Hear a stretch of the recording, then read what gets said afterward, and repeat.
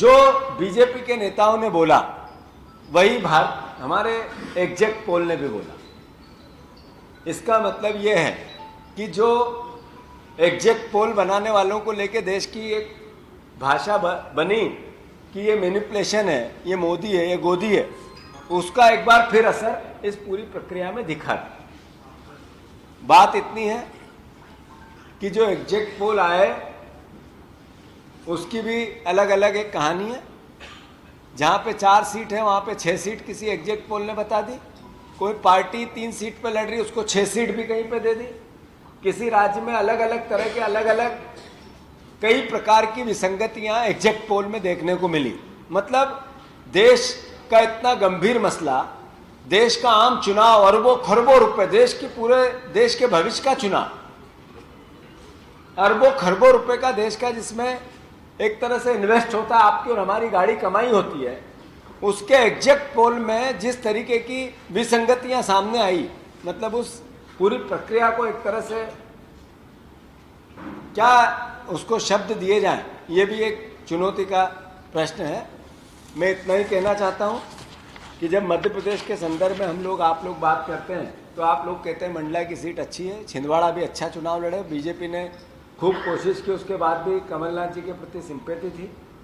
जब हम झाबुआ की बात करते हैं तो अलग अलग तरीके से, बड़वानी की बात करते हैं, हम भिंड मुरैना और ग्वालियर की बात करते हैं, तो भी आप लोग कहते हैं कि नहीं ये सीटें कांग्रेस की, ऐसी 12-13 सीटें यहाँ पर मध्य प्रदेश में जो अच्छी लड़ाई में है और कुछ भी परिणाम हो सकता है, जीतने के चांस ज़्यादा है।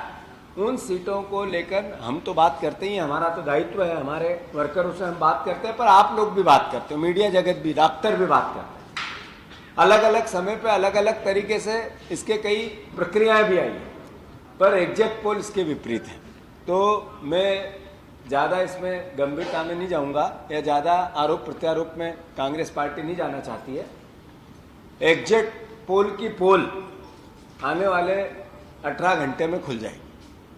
और रही बात इसकी कि कांग्रेस पार्टी बिल्कुल किसी भी प्रकार से डिमोरलाइज नहीं है। हमारे वर्करों को हमने पूरे ताकत से, जो गिनती की प्रक्रिया का हिस्सा है, वहाँ पर क्या सजगता रहनी चाहिए, कैसे लीगल टीम रहनी चाहिए, कैसे हमारे मीडिया के प्रवक्ताओं को हर तरीके से अपनी पार्टी के विचार के साथ खड़े रहना है, कैसे हमारे सीनियर लोग अलग अलग, यहाँ चाहे मध्य प्रदेश की विधानसभा का, यहाँ हमारे प्रदेश कार्यालय का सवाल है, या जिलेवार लोकसभा वार जिलेवार नियुक्तियों की बात है, या जिम्मेवारी देने की बात है, जिनकी ड्यूटी लगाई गई है, वो सब भी है।